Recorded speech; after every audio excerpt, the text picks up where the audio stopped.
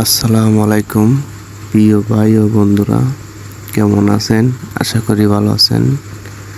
গাজনার বিল পাবনা জেলা শহর থেকে প্রায় ৩৫ কিলোমিটার দূরে সুজানগর উপজেলায় অবস্থিত গাজনার বিল একটি গুরুত্বপূর্ণ দর্শনীয় স্থান।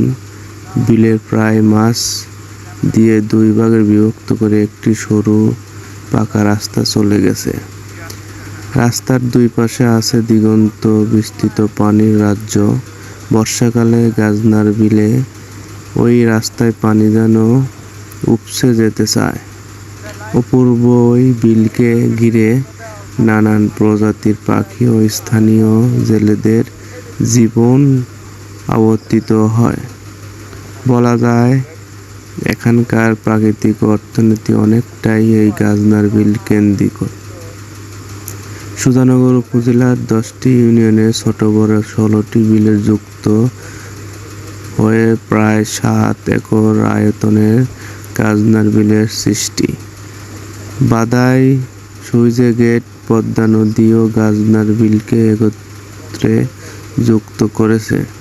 শুকনো মৌসুমে বিলটি শুকিয়ে গেলে ধান ও পেঁয়াজের চাষ করা হয়। বিলের তাজা মাছ কেনা কিংবা খেওয়া নৌকার চড়ে বিলের সৌন্দর্য উপভোগের জন্য প্রাকৃতিক প্রেমীদের গাজনার বিলে চলে অবাধ আনাগোনা। এই গাজনার বিলের পানির প্রধান উৎস যমুনা নদী, পদ্মা নদী, চলন বিল।